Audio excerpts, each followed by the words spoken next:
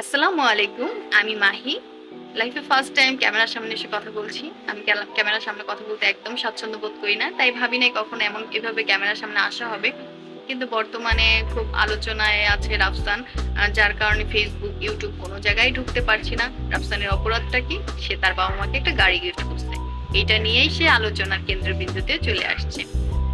ভাই ওর টাকা আছে ওই পরিমাণ ওর বাবা মাকে দিছে। আমার যদি ওই পরিমাণ থাকতো আমিও আমার বাবা মাকে দিতাম, আমিও তাদের শখ পূরণ করতাম। আমিও তো চাই আমার বাবা মা সব ধরনের তাদের শখ আহ্লাদ সব আমি পূরণ করি, কারণ তারা আমাদের পিছনে অনেকটা কষ্ট করছে বা আমাদের লালন পালন করছে। তাদের সবটুকু দিয়ে আমাদের শখ পূরণ করছে। তো এখন আমরা বড় হয়েছি, আমাদের যদি ওই পরিমাণ সামর্থ্য থাকে আমরাও চেষ্টা করব তাদের শখ আহ্লাদ পূরণ করতে। যাই হোক, আমাকে দেয় নাই, ওকে দিছে, যার কারণে ও করছে।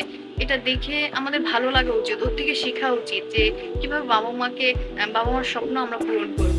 কিন্তু সেটা না করে আমরা ওকে নিয়ে আলোচনা করছি। সেকেন্ড হচ্ছে যে ওর বাবার ঋণ খেলাপি।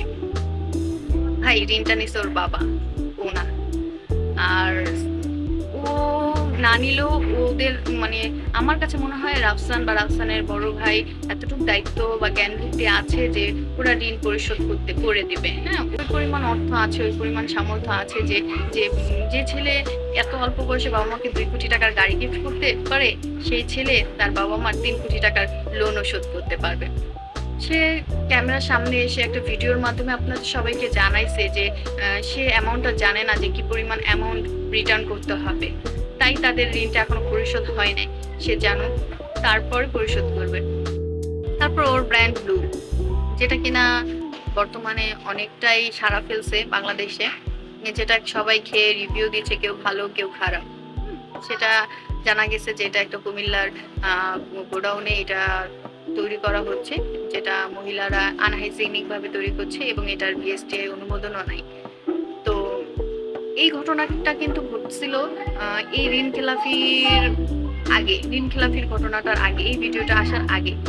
তখন কিন্তু এটা নিয়ে কেউ এত মাতামাতি করেনি। কিছুদিন আগেও সে লাইভে এসে দামি গাড়ি, দামি bike, mobile, gaming chair, AC gift করছে।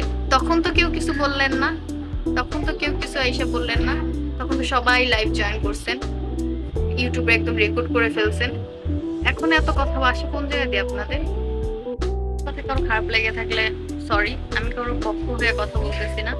আমি জাস্ট এতটুকু বলতেছি, কারোর ব্যাপারে কোনো কিছু বলার আগে আগে নিজের ব্যাপারে একটু চিন্তা করে। আমি কি, আমার দরজা প্রতিনিয়ত পাওনাদার নক করছে, আমি সেটার পরিশোধ করতেছি না। আমি অন্যে ঋণ দেয় নাই, অন্যে খাওয়াইলো না, অন্যে এটা কিনছে, অন্যে ভালো মন্দ খাইতেছে, এটা নিয়ে আপনারা আমার টেনশন করে তো লাভ নেই। আমি কিভাবে ভালো থাকবো সেটা টেনশন আমার করতে হবে, আমার টেনশন অন্য কেউ করবে না। ঠিক সেইভাবে আমার খারাপটা টেনশনও আপনি করবেন না। তো আমরা মানুষের ভালো মন্দ বিচার করার কেউ না, ডাক্তার সে বুঝাই নিব, শুধু শুধু আলোচনা করার কিছুই নেই।